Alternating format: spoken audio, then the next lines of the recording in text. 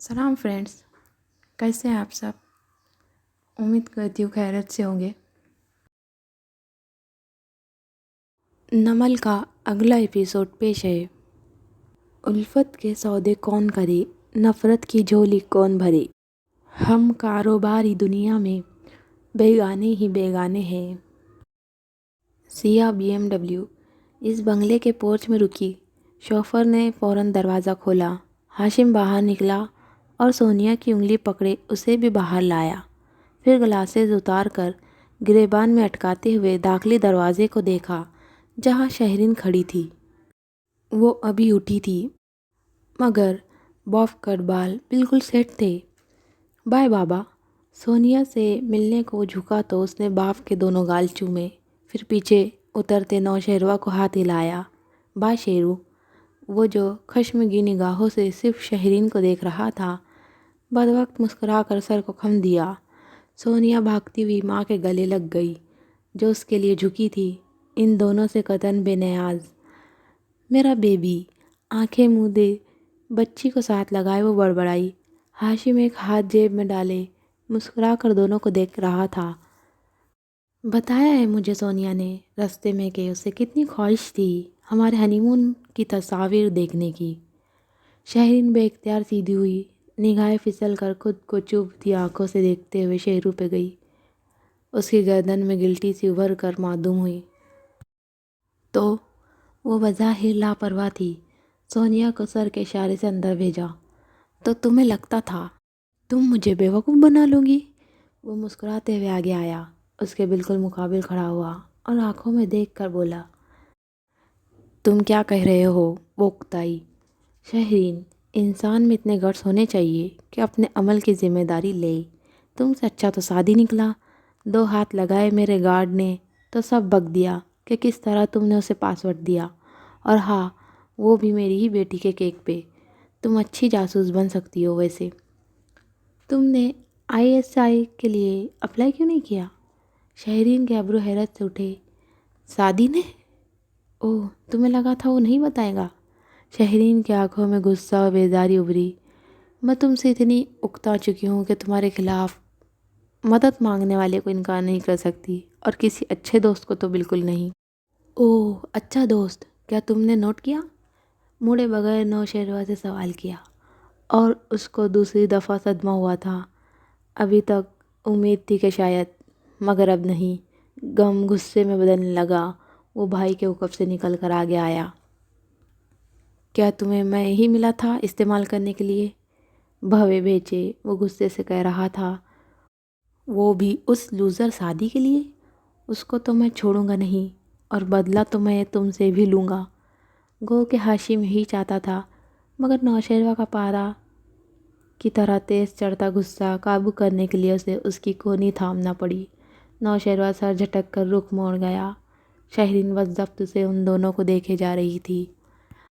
आइंदा मेरे खिलाफ किसी की मदद करने से पहले ये सोच लेना कि फिर तुम्हें सारी ज़िंदगी अपनी बेटी की शक्ल नहीं देखने दूंगा, और अगर कोई शक हो तो पहली किस्त तुम 3 दिन बाद तब देखोगी जब तुम छुट्टियों पे दुबई अकेली जाऊंगी।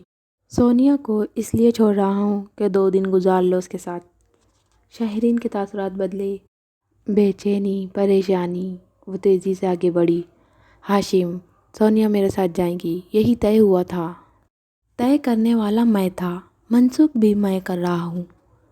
मुस्कुराहट गायब थी और वो दृष्टि से चबा चबा कर कह रहा था, खुला के वक्त अपनी बेटी मैंने तुम्हारे हवाले की कि तुम माँ थी, सो मैंने तुम पे एहसान किया था।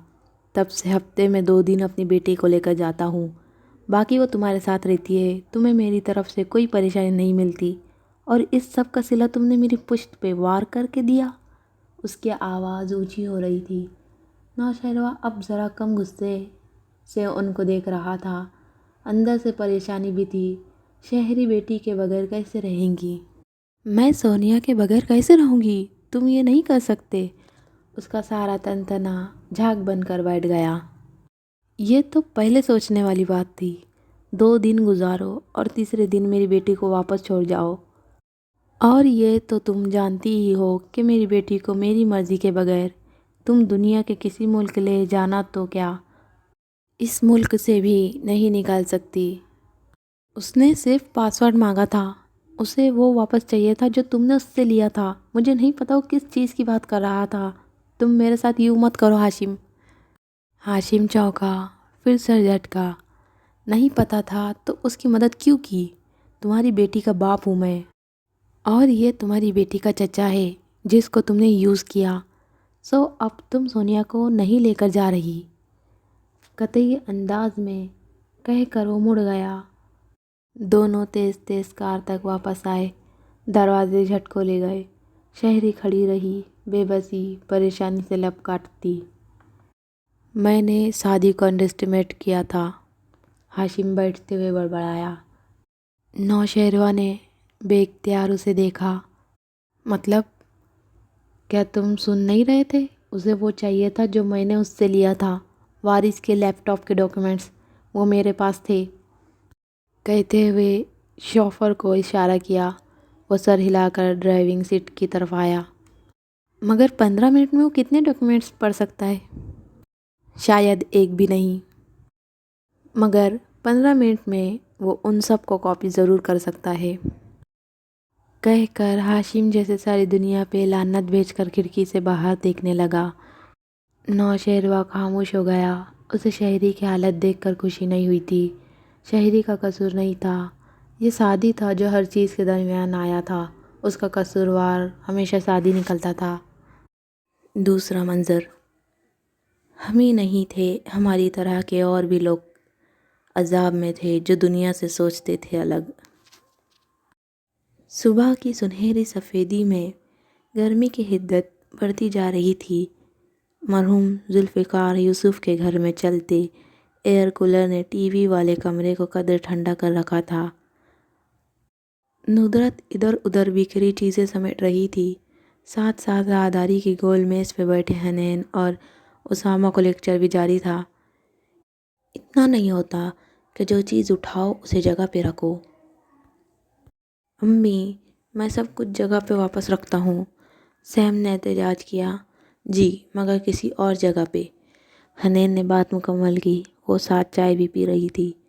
تم تو جیسے سب ٹھیک رکھتی ہو نا، ابھی تمہاری الماری کھولوں تو کپڑوں کا ماؤنٹ ایوریسٹ نیچے گرے گا، اور جیسے تم اس ماؤنٹ ایوریسٹ تلے دب کر زخمی ہو جاؤ گے۔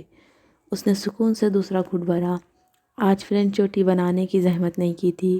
کھلے بال سیدھے مگر ذرا بکھرے ہوئے تھے۔ ندرت مزید ان دونوں کو کچھ کہے بغیر راہداری سے گزر کر سعدی کے کمرے تک گئی۔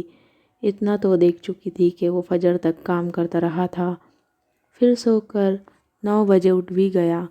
بیڈ پہ بیٹھا جوگز کے تسمے باندھ رہا تھا۔ ندرت نے پیار سے اسے دیکھا۔ وہ بڑا ہو گیا تھا اور لمبا بھی، مگر اس کے چہرے پہ ایک نو عمر لڑکوں والی سادگی اور معصومیت اب بھی تھی۔ وہ سیدھا ہوا تو ماں کو کھڑے پایا، ستی ہوئی آنکھوں سے مسکرایا۔ کیا باتیں ہوئی بڑے ابو سے؟ وہ اٹھ کر لیپ ٹاپ بیگ میں سمیٹنے لگا۔ وہی ان کی پرانی فکر، زمر کی شادی۔ انہوں نے تھکی ہوئی سانس کھینچی۔ سعدی خاموشی سے چیزیں سمیٹتا رہا۔ وہ اس کو سمجھا سمجھا کر تھک گئے ہیں، مگر وہ نہیں مانتی۔ سعدی، تم سمجھاؤ نا، اب تو تمہاری بات چیت ہوتی ہے پھوپھو سے، اور تمہاری بات تو وہ ہمیشہ مانتی ہے۔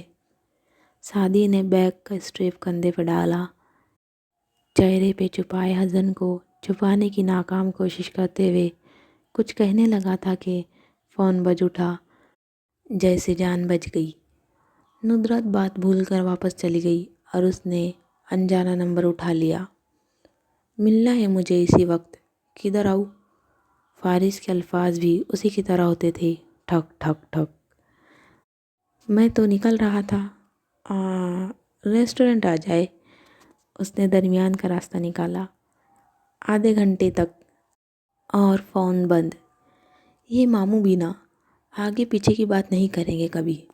اس نے مسکرا کر سر جھٹکا۔ پھر ندرت کی بات ہی یاد آئی۔ پھوپھو کیا اب بھی اس کی مانتی تھی؟ اوہو، وہ باہر آیا تو حنین ہاتھ ہلا کر پرجوش سی سیم سے کہہ رہی تھی، اور اتنے بڑے بڑے کھلے لانس۔ سیم، تمہارا دل نہیں چاہتا کہ ہمارا بھی اتنا بڑا گھر ہو اور خوب دولت ہو ہمارے پاس بھی؟ نہیں، یہ نہیں ہے کہ ہمارا چھوٹا گھر مجھے برا لگتا ہے، یہ سب بھی اچھا ہے، مگر زیادہ بڑا گھر سوچو سیم۔ سیم نے پیچھے سے سعدی کو آتے دیکھ لیا تھا، سو جواب نہیں دیا، اس کو صحیح جواب معلوم ہی نہ تھا۔ تم تو ہو ہی کنویں کی مینڈک، تمہیں کیا پتہ۔ لیکن وہ افسردہ ہوئی۔ اگر میں یہ بات اپنی کسی دوست سے کرتی تو وہ کہتی کہ لالچ بری بلا ہے۔ کیا زیادہ پیسے کی خواہش ہونا بری چیز ہے؟ بالکل بھی نہیں۔ وقف سے آتے سعدی نے کہتے ہوئے اس کا کپ اٹھایا اور گھونٹ بھرا۔ حنین چونکی، مگر بھائی کو دیکھ کر مزید پرجوش سی پوچھنے لگی، مگر کیسے بھائی؟ ہر کسی کا دل چاہتا ہے کہ اس کے پاس بہت پیسہ ہو، مگر لوگ یہ اعتراف کرنے سے ڈرتے ہیں، کہیں ان کو غلط یا لالچی نہ سمجھا جائے۔ ورنہ مال کی محبت بری بات نہیں ہے، زندگی میں اونچے گول ہونے چاہیے، یہ انسان کو متحرک رکھتے ہیں، بس ان کو حاصل کرنے کے لیے غلط طریقہ نہیں استعمال کرنا چاہیے۔ سلیمان علیہ السلام نے بھی تو اللہ کی یاد کے لیے مال کی محبت اختیار کی تھی نا۔ حنین کھلے دل سے مسکرا دی۔ وہ ایسا بھائی تھا جس سے بآسانی سب کہا جا سکتا تھا اور وہ آپ کو بالکل جج نہیں کرتا تھا۔ تیسرا منظر، نہ تکلف، نہ احتیاط، نہ زوم، دوستی کی زبان سادہ تھی۔ ریسٹورنٹ نیم ویران تھا، ان کا کاروبار ویسے بھی کوئی بہت فائدے میں نہیں تھا، پھر بھی گزارا ہو جاتا تھا۔ اس نے اپنی مخصوص میز پہ بیگ رکھا ہی تھا کہ فون بجنے لگا۔ سنڈے کو بھی لوگوں کو چین نہیں آتا، کہتے ہوئے جب نمبر دیکھا تو الرٹ سا ہو گیا۔ سعدی، شہرین بات کر رہی ہوں، وہ بیزار مگر ضبط سے بولی تھی۔ جی، میرے پاس ہے آپ کا نمبر، سوری میں آپ کا شکریہ ادا نہیں کر سکا۔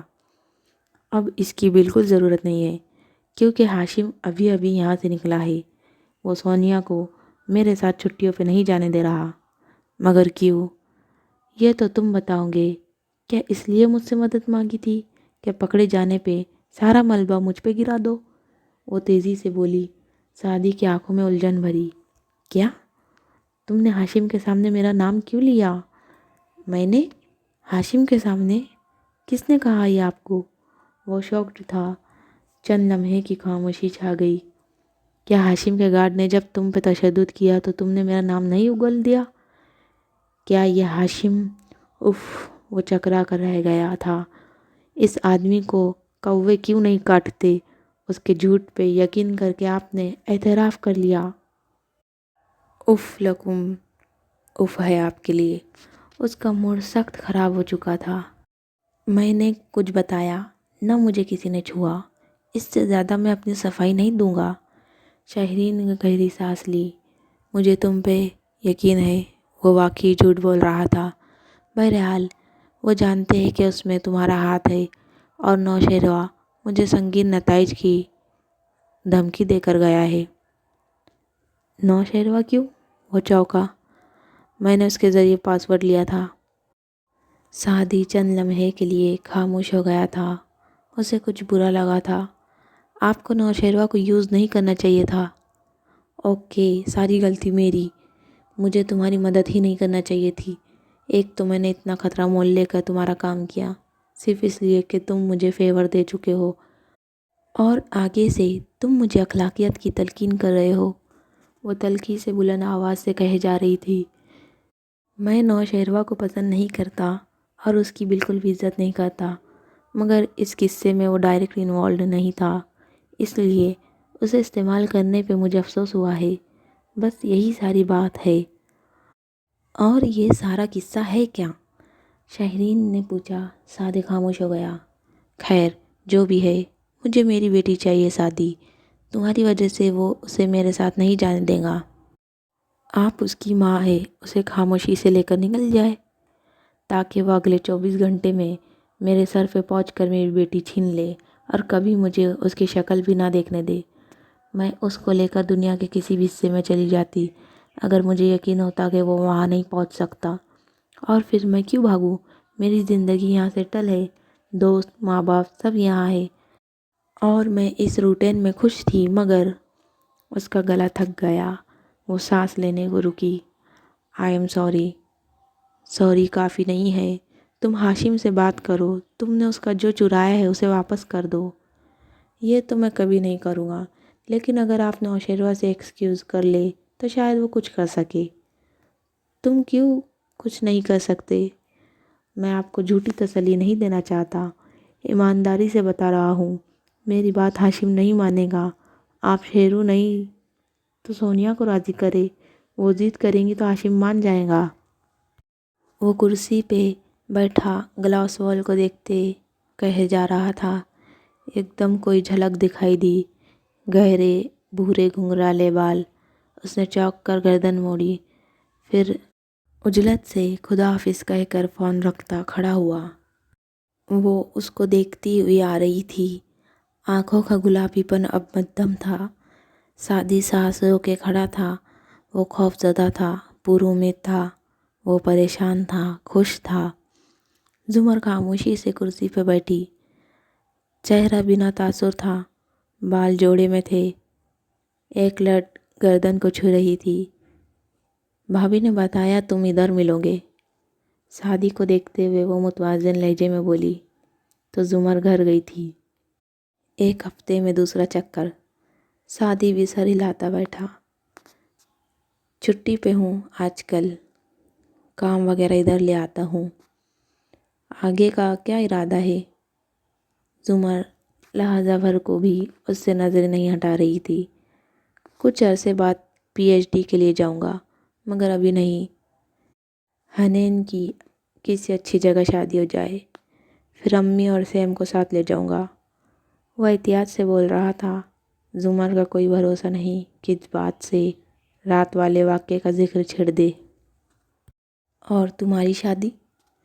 سادی نے مسکرانے کی صحیح کی، مگر زمر کی خود کو اندر تک دیکھتی پرسکون نگاہیں ڈرا رہی تھی۔ وہ تو امی اور آپ ہی طے کریں گی، جس سے بھی کر دے۔ سر جھٹک کر سادی اپنے ہاتھوں کو دیکھنے لگا، پھر چہرہ اٹھایا تو وہ ہنوز اسے دیکھ رہی تھی۔ آپ کہہ دے پھوپھو جو کہنے آئی ہے۔ تم نے ایسا کیوں کیا؟ اس کی آنکھوں میں پھر سے گلابی لکیریں ابھرنے لگی تھی۔ میں نے ایسا کچھ نہیں کیا، میں چور نہیں ہوں۔ یوں دھوکہ نہیں دے سکتا، ان کے گھر سے کچھ لیا ہے میں نے، اسی کو تلاش کرنے کے لیے وہ میری تلاشی لینا چاہتے تھے، مگر وہ مسز جواہرات کا نیکلس نہیں۔ سادی رک گیا، زمر کی بھیگی نگاہیں اس پہ ویسے ہی مرکوز تھی۔ سادی نے آنکھیں سکیڑے زمر کو دیکھتا رہا، یہاں تک کہ ایک دم اس کو جیسے دھکا لگا، آنکھوں میں شوق سا ابھرا۔ زمر چوری کی بات نہیں کر رہی تھی۔ امی نے یا حنین؟ وہ قصوروار کا نام جاننا چاہتا تھا۔ بڑے ابا نے۔ زمر نے بھیگے لہجے میں تصحیح کی۔ سادی کچھ بولنے کے قابل نہیں رہا، لب بھیج کر دوسری سمت دیکھنے لگا، پھر سر جھکا۔ میں ان کو اس کے لیے معاف نہیں کروں گا۔ وہ بری طرح ہرٹ ہوا تھا۔ زمر کی آنکھوں میں دیکھنے کی ہمت نہیں تھی۔ اندھیرے میں کھڑے شخص پہ کسی نے فلڈ لائٹس روشن کر دی تھی۔ مجھے کیوں نہیں بتایا سادی؟ مجھے کیوں دھوکے میں رکھا؟ صرف سادی کے سامنے وہ رو سکتی تھی، آنسو اس کی آنکھوں سے گرنے لگے تھے۔ سادی نے کاؤنٹر پہ کھڑے لڑکوں کو اشارہ کیا، ان سب نے فوراً شکلیں کچن میں گم کر لی۔ اگر مجھے پتا ہوتا تو تمہیں ایسے کبھی نہ کرنے دیتی۔ کیوں نہیں بتایا؟ کیوں نہیں جتایا؟ ایک دفعہ تو کہا ہوتا، غصے سے کہہ دیتے، لڑ کر کہہ دیتے، ہمارے درمیان تو بہت دوستی تھی۔ میں جتانے والا نہیں ہوں، اس نے مجرم کی طرح سر جھکا لیا۔ اپنا کیوں نہیں سوچا؟ اس عمر میں کوئی گردہ دیتا ہے کیا؟ آگے لمبی زندگی پڑی ہے تمہاری، شادی کرو گے، بچے ہوں گے، ایک گردے کے ساتھ کیسے رہوں گے؟ اس کا دل بری طرح دکھا ہوا تھا۔ وہ تو کوئی مسئلہ نہیں، واک کرتا رہوں، شوگر وغیرہ نہ ہو تو سب ٹھیک رہے گا۔ جھکے ہوئے سر سے سادہ وضاحت دی۔ مجھے کیوں نہیں بتایا؟ میں تمہیں یہ کبھی نہ کرنے دیتی۔ یہ گردہ تو کیا پتہ اسی وقت ضائع ہو جاتا، کیا پتہ کچھ سال بعد ضائع ہو جائے۔ میں تو اسی اسٹیج پہ آ جاؤں گی۔ اپنے لیے تمہاری صحت کے ساتھ اتنا بڑا نقصان میں تمہیں کبھی نہ کرنے دیتی شادی، اسی لیے نہیں بتایا۔ اس نے گہری سانس لے کر سر اٹھایا۔ زمر کا چہرہ آنسوؤں سے گیلا تھا۔ وہ 4 سال پہلے والی زمر تھی۔ وہ پھوپھو سے واپس زمر بن گئی تھی۔ میں ہم دونوں میں سے پہلا دھوکے باز نہیں ہوں زمر۔ کیا آپ نے کبھی مجھے دھوکے میں رکھ کر کچھ نہیں کیا؟ کیا میرے لیے، حنین، اسامہ کے لیے آپ نے کچھ نہیں کیا؟ یاد ہے جب ہم اسکول میں تھے، میں شادی، اس نے روکنا چاہا۔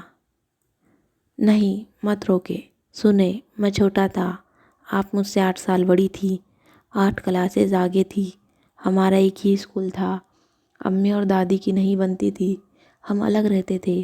ابو کے حالات اچھے نہیں تھے مگر خوددار تھے، بڑے ابو کو ہوا نہیں لگنے دیتے تھے۔ پھر میں ان کا ہی بیٹا تھا، ان سے اسکول لے جانے کو پیسے نہیں مانگتا تھا۔ امی اور ابو اپنے مالی مسائل میں اتنے الجھے ہوتے تھے کہ خود سے دینے کا خیال بھی نہ آتا۔ میں گھر سے آدھی چیزوں کے بغیر آتا تھا، مگر اسمبلی سے کلاس میں واپس آتا تو میری جیومیٹری باکس میں پینسل، ربر، شارپنر، رولر اور وہ کیا تھا، ہاں، ڈی پروٹیکٹر، وہ سب پورا ہوتا تھا۔ آپ بنا بتائے روز صبح میرا بیگ چیک کر کے چیزیں رکھ جاتی تھی اور آپ اسمبلی سے لیٹ بھی ہو جاتی، اسی لیے ڈانٹ بھی کھاتی۔ مگر زمر، آپ ہمیشہ سے بہت ڈٹرمائنڈ رہی ہے، جو ٹھان لی اسے کرنا ہے۔ وہ بھی کیا آنکھوں سے مسکرائی۔ اسے یوں سر جھکا کر بولتے سننا اچھا لگ رہا تھا، اور ہر بریک میں مجھے ساتھ لے جاتی۔ تب 2 روپے کا سموسہ اور 1 روپے کی نمک ہوتی تھی۔ آپ کہتی، میں 3 روپے لائی ہوں، میں چیز لے کر کھا لوں گی، تم میرا لنچ کھا لو۔ ان دنوں میں نہ لنچ لاتا تھا نہ پیسے۔ آپ کہتی، امی نے جو کباب دیا ہے وہ مجھے نہیں پسند، تم لے لو، اور میں یقین کر کے کھا لیتا۔ بہت دن بعد خیال آیا کہ کباب تو آپ کو بہت پسند تھے۔ بہت سالوں بعد خیال آیا کہ کبھی آپ کو کینٹین سے کچھ خرید کر کھاتے نہیں دیکھا۔ زمر نے ہتھیلی سے آنسو رگڑے، پھر اداسی سے مسکرائی۔ ان دنوں بڑے ابا کی نوکری چلی گئی تھی، ہمارے حالات بھی اچھے نہیں تھے، دونوں باپ بیٹے خوددار تھے۔ میں دونوں کا بھرم رکھنا چاہتی تھی۔ ہاں، میں بہت دیر سے سمجھا کہ آپ پیسے نہیں لاتی، میرے لیے آپ سارا دن بھوکی رہتی تھی۔ جب امی نے کاروبار کا سوچا تو میں نے کہا کہ ریسٹورنٹ کھولے، کسی کو کھانا کھلانے سے پیارا احسان بھی کیا ہوگا۔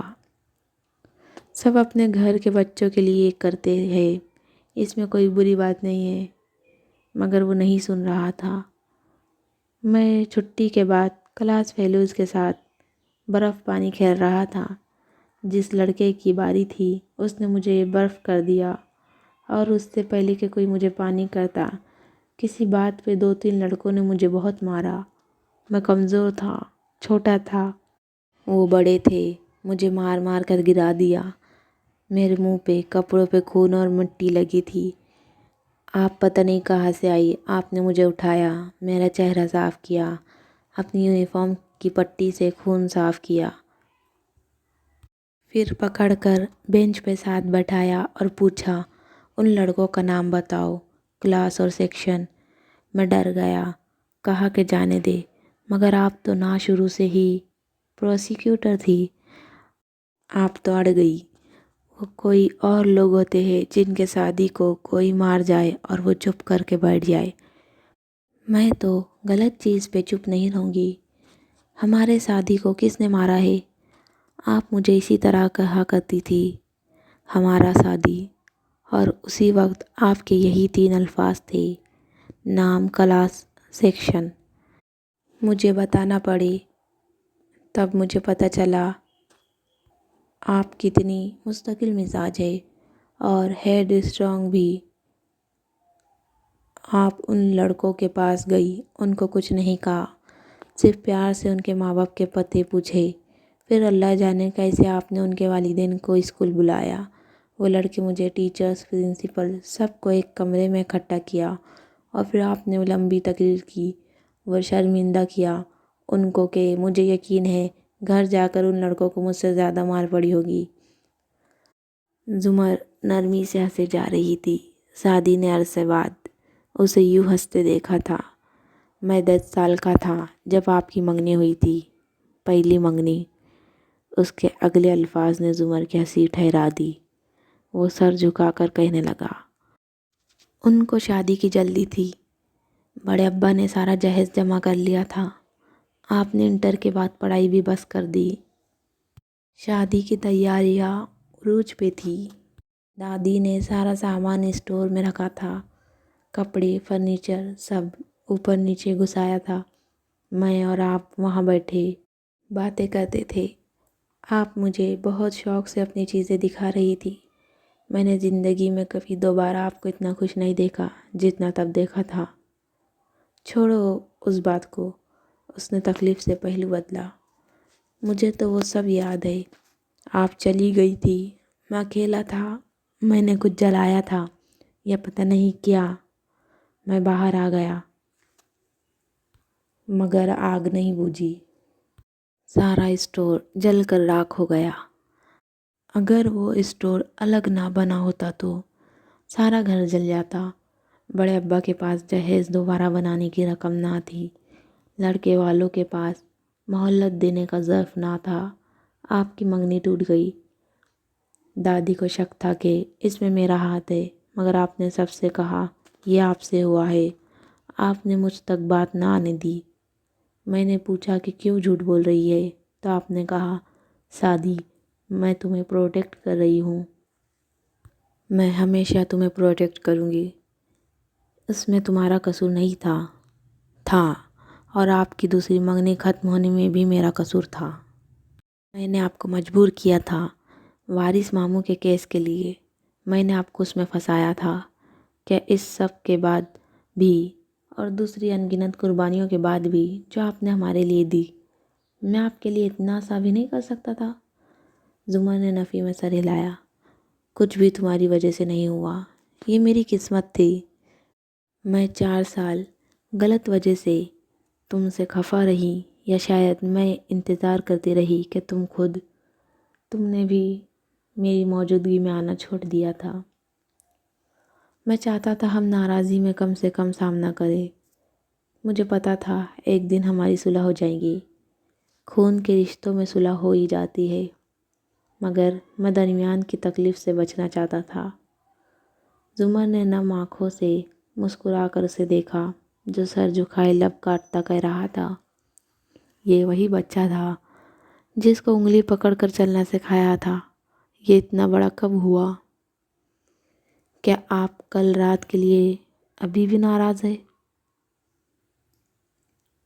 سعدی نے سر اٹھا کر ڈرتے ڈرتے پوچھا۔ میں کل بھی ناراض نہیں تھی، بس اپسیٹ تھی۔ نکلنے سے پہلے ان کی نوکرانی مجھ سے ٹکرائی تھی بری طرح، اسی نے میرے کوٹ میں ڈالا ہوگا، مجھے یقین ہے۔ ہو سکتا ہے اس نے چرایا ہو، مگر پکڑے جانے کے خوف سے ایسا کیا ہو۔ وہ ٹیشو سے آنکھوں کے کنارے پوچھتے اندازہ لگا رہی تھی۔ زمر، ملازم مالک کے کہے بغیر اتنا بڑا اسٹیپ نہیں لیتے، یہ سب ہاشم نے کروایا ہے۔ مگر زمر جو کل ہاشم سے بدگمان ہو رہی تھی، اب وہ بدگمانی زائل ہو چکی تھی۔ ہاشم کو نیکلس چاہیے تھا، اس لیے وہ تلاشی لینا چاہتا تھا۔ شاید مجھ سے کوئی بھولا بسرا بدلہ بھی اتارنا چاہتا ہو، مگر وہ اتنا برا نہیں ہے کہ یہ خود رکھواتا، ورنہ وہ صبح مجھے فون کر کے معذرت نہ کرتا۔ وہ رسان سے سمجھا رہی تھی، اس کو پتا تھا کہ نیکلس تمہاری جیب میں ہے، مگر پھر بھی اس نے ہمیں جانے دیا، اس نے ہمیں بے عزت نہیں ہونے دیا۔ میں اس کے اس عمل کی قدر کرتی ہوں۔ خیر، اب تم وہ کیسے واپس کرو گے؟ خود جاؤں گا اور دے کر آؤں گا، اور چونکہ وہ اتنے برے نہیں ہیں تو میرے اس عمل کی قدر کریں گے۔ بظاہر سعدی نے نرمی سے کہا کہ وہ متنازع موضوع کو زمر کے ساتھ چھیڑ کر تازہ مندمل ہوتے زخم پھر سے نہیں کریدنا چاہتا تھا۔ ریسٹورنٹ کا دروازہ کھلنے کی آواز آئی۔ سعدی چونکا، پھر بے اختیار کھڑا ہو گیا۔ زمر نے گردن موڑی۔ فارس وہیں رک گیا تھا۔ زمر نے رخ واپس موڑ لیا تھا، ٹیشو سے آنکھیں تھپتھپا کر صاف کی اور اٹھی۔ بوجھل سی خاموشی نے سب کو گھیرے میں لے لیا۔ پھر ملیں گے۔ نرمی سے اس نے سعدی کا کندھا تھپکا اور مڑ گئی۔ فارس تیکھی نظروں سے اس کی پشت کو دیکھ رہا تھا۔ اس کے مڑنے پہ شیشے سے باہر دیکھنے لگا۔ وہ متناسب چال چلتی دروازے تک آئی۔ فارس ہٹ گیا۔ زمر نے بس ایک سرد نفرت آمیز نگاہ اس پہ ڈالی اور باہر نکل گئی۔ فارس کی پیشانی پہ بل پڑے۔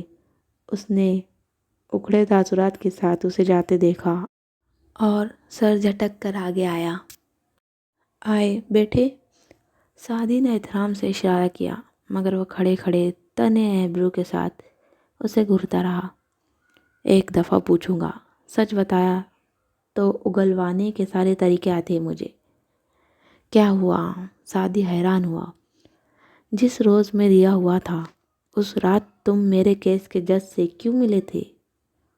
سعدی نے کچھ کہنا چاہا، مگر زبان نے ساتھ نہیں دیا۔